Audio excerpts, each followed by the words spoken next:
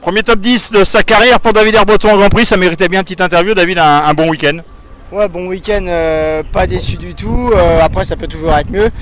Mais non, ça fait vraiment plaisir. Premier top 10, le travail commence à payer. On va pas dire que ça paye parce que voilà, il faut toujours travailler plus et savoir se rendre meilleur chaque week-end. Mais non, c'est plutôt cool. Bon samedi, bon dimanche. Donc non, il n'y a rien à dire pour ça, pour ce week-end-là. Alors, il y avait déjà eu des bonnes choses en Russie, pardon. Italie un peu plus compliquée, là tu confirmes. Ouais, Russie c'était vraiment bon week-end, j'ai eu des bonnes sensations sur la piste, c'est une piste qui était très cool, une piste qui me ressemblait pas mal, assez technique et où il n'y avait pas énormément de vitesse, donc j'étais vraiment bien. Italie c'était dur mentalement, physiquement, donc voilà, c'était un peu pour tout le monde pareil. Après j'ai pas su résister comme certains ont su le faire. Et puis ce week-end, non, je suis vraiment arrivé motivé, j'ai bien bossé cette semaine, donc déjà ça a mis en confiance. Samedi super avec une bonne séance d'essai, une bonne séance chrono et une bonne manche qualif malgré une chute dans le deuxième départ où je repars dernier et je remonte 15.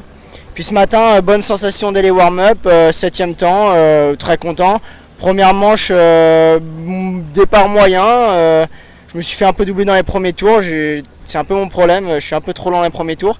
Puis non, meilleur temps avant-dernier tour, dans les mêmes temps que le top 5, donc non, c'était plutôt pas mal. Et puis deuxième manche, départ correct, pareil, je me refais doubler dans les premiers tours, je repasse en milieu de manche pour finir 10 et faire 9 de la journée. Donc on ne peut pas espérer beaucoup mieux pour le moment, je dois encore travailler, beaucoup sur moi, un peu sur la moto.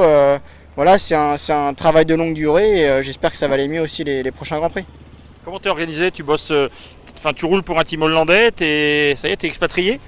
Ouais, expatrié, hein, j'ai déménagé en Hollande depuis 1 an. Je suis rentré 2 semaines en 1 an, donc ouais, c'est pas évident. J'ai recommencé à écouter un peu mon père parce que finalement on se rend compte que si on en est là, c'est parce qu'il y a quelqu'un qui a su nous apprivoiser et puis nous faire progresser. Et en fait, moi, c'est la seule et unique voie que j'ai pour pouvoir progresser. Donc non, on commence à rediscuter, retravailler un peu ensemble, même si c'est pas encore comme avant.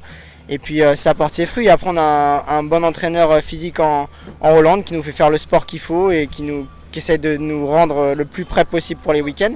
Donc non, on va essayer de continuer sur cette voie.